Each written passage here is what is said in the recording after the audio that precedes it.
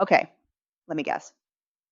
You've looked out your window at a flooded street and thought, again? Really? Especially when there wasn't even a huge storm. Well, the reason why it keeps happening is probably sitting on a city server somewhere. And trust me, it's more frustrating than you think. Here's the kicker. What if I told you your city probably has maps and data right now that can predict exactly where and when your street is going to flood?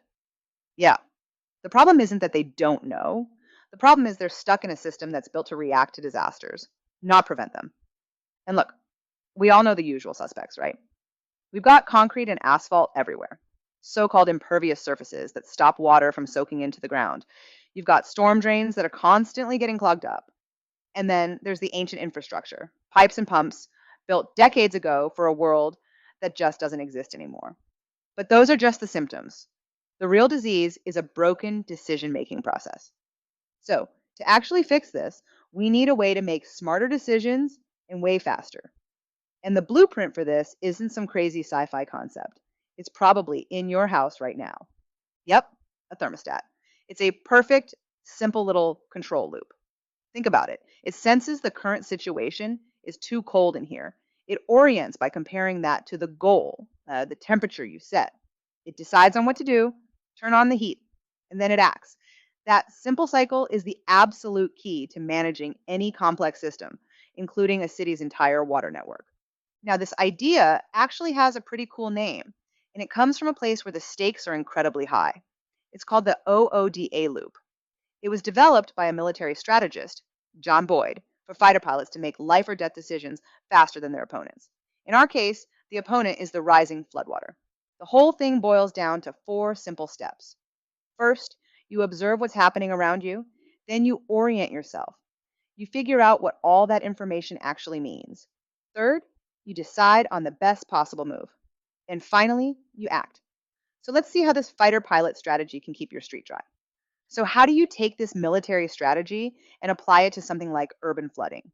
Well, you give it to a digital twin, which is basically a super realistic virtual model of the entire city watershed. And you let an AI agent run that OODA loop over and over and over again.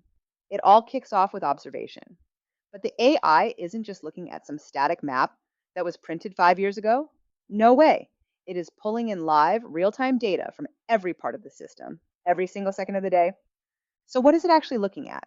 It's seeing live river levels from sensors. It's constantly doing health checks on all of its own equipment, and it's even analyzing how confident it is in different weather forecasts. It's building a completely up-to-the-minute picture of reality. Next up is Orient. Now, this is where the AI starts connecting the dots because, just having a mountain of data is pretty useless if you don't understand what it all means. This step is all about building true situational awareness. And this is where it gets really cool. The system starts looking into the future. It calculates the headroom, basically how much empty space is left in reservoirs and basins. And then it runs hundreds of what if simulations. Like, what if this storm gets 10% worse? What if it stalls out over this neighborhood? This is how it figures out if we're dealing with a minor shower or, a major disaster. It's orienting to the threat before it's even fully formed. Okay, so now we get to the decide phase. The AI has this super clear picture of what's happening now and what might happen next. So it weighs all the options and recommends a specific game plan. And this isn't a gut feeling, it's pure data. It's deciding, should we release water from a reservoir now ahead of the storm to make room? Or should we wait? It looks at all the trade-offs. And to play it safe, it often bases its decisions on something like the 95th percentile risk. That means it's planning for a pretty bad scenario, not just hoping for the best. And finally, the AI acts. This is the moment the digital decision becomes a physical action out there in the real world. The system sends a command, maybe to a smart gate on a dam or a valve in a pipeline, telling it to open or close. Then it checks to make sure the command was actually followed. And this part is absolutely crucial. It logs the entire process, every observation, every calculation, every decision. It creates a perfect, transparent record. And then the loop starts all over again. Now, I know what you might be thinking. This sounds like we're just handing the city's keys over to Skynet, but that's not really how it works. The best, most effective systems always keep a human in the loop. It's all about creating a powerful human machine team. Think of it like air traffic control.